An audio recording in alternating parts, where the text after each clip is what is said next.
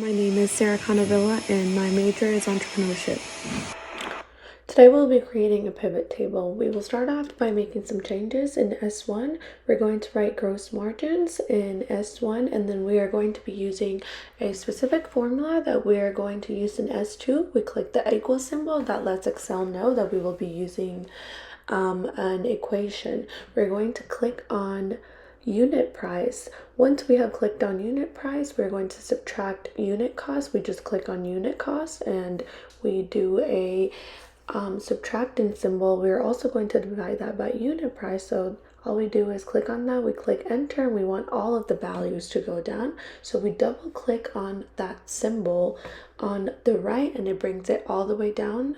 Now we also want to do Command A in order to select all of our data, and then we are going to insert ribbon, pivot table. We are working with the new worksheet. We want the sales channels to go into columns, and we want the order date to go into rows.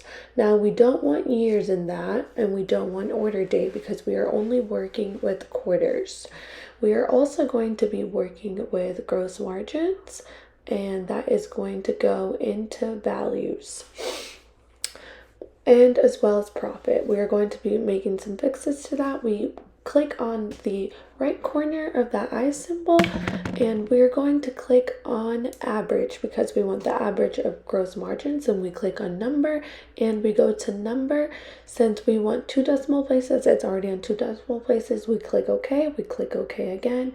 For sum of profit, we're going to make the same change except we will leave it at sum, but we do want that category to be accounting, so we click on accounting and we want 0 decimal places in order to make this easier to read and to view. Now we have that chart, and we will go to the insert ribbon, and from that insert ribbon we are going to click slicers because we are going to be creating slicers. We click right next to sales channels and then we click right next to product, then we click OK.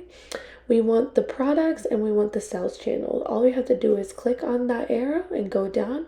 We will be clicking on blankets because that's what we're working with. For sales channel, we are going to click on in-store because that's also what we're working with. Now, we also want to go back into the insert ribbon again, and we're going to click on that column chart. We'll be clicking on the first clustered column chart because that's the column that we need. Once we have our clustered column chart, we will be making some arrangements to that. In order to do that, we must go back to design, and then we click on change chart type.